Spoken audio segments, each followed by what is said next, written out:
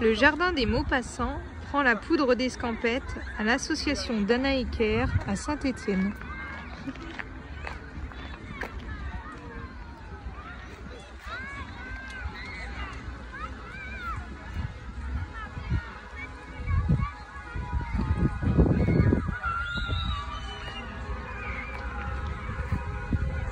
Bonjour André, bonjour Julia. Alors, est-ce que vous pouvez nous dire un petit peu, vous présentez-vous, qui vous êtes et où est-ce qu'on est? Eh bien, moi, c'est Julia Guitrin. Je suis la co-directrice de l'association Danaeker et aussi docteur en droit spécialisée en droit de l'environnement. Et moi, c'est André Simonet, je suis co-directeur de l'association Danaeker. Et ici, nous sommes au Puy-Pourriaux, un lieu emblématique de Saint-Étienne. Super. En tout cas, le parc est super sympa. Est-ce que, alors, justement, vous nous parliez un petit peu de l'association Danaeker. Est-ce que vous pouvez nous dire un petit peu l'initiative, depuis quand elle est née et c'est quoi finalement ses objectifs sur le territoire de Saint-Étienne en tout cas? L'association Danaeker, c'est une association qui existe depuis 2012 et nous on étudie l'impact des mutations de la relation humaine en santé, de l'humanisation ou de la déshumanisation de cette relation, soignant-patient-aidant, soignant-soignant, soignant-direction, et les impacts sur les soignants, les patients, les politiques de santé et l'économie de la santé. Et du coup on est parti faire des investigations dans une douzaine de pays. C'est 3-4 mois par pays. Et de là, on a pu identifier les actions pionnières. Et quand on est rentré en France et que l'association s'est installée à Saint-Étienne, on a découvert la dynamique locale sur la thématique des jardins de santé et jardins thérapeutiques. Et on a proposé du coup avec l'ensemble des jardins, pour les désisoler et avoir une stratégie territoriale cohérente sur la question, voilà, de constituer collectivement le réseau Loire des jardins de santé. D'accord, donc l'association se développe, là vous êtes en pleine création de site internet, est-ce qu'il y a des actions concrètes que vous pourriez expliquer, peut-être qui sont à venir aussi?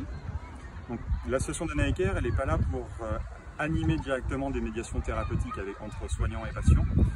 Par contre, on a développé une pépinière qui permet d'alimenter l'ensemble du réseau. Il y a une dizaine de jardins à l'heure actuelle avec une diversité de bénéficiaires et d'établissements, addictologie, gérontologie, psychiatrie, pédopsychiatrie par exemple. Et nous, on les alimente en deux types de ressources. Les ressources matérielles, gratuitement, plantes, graines, semis, terreau, paille, tout ce qu'il faut pour pouvoir continuer le jardin, pérenniser les médiations et aussi accompagner à la création de nouveaux jardins.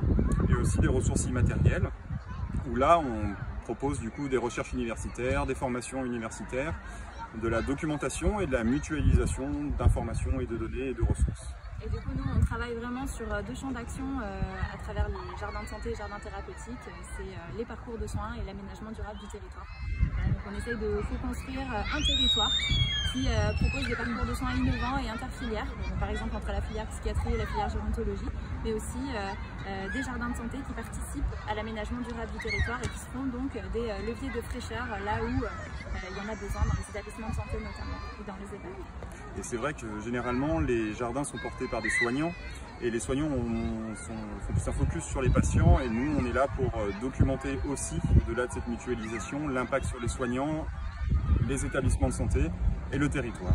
Okay. Par exemple, imaginez les jardins comme un outil d'attractivité pour les professionnels de santé au sein d'un service et du coup ça demande de la documentation et une étude d'impact. Oui, ça c'est sûr. En tout cas c'est hyper intéressant comme projet.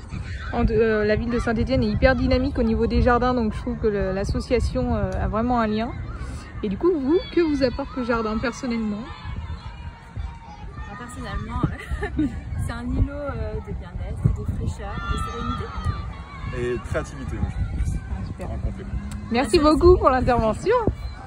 À bientôt, merci. À bientôt. À bientôt.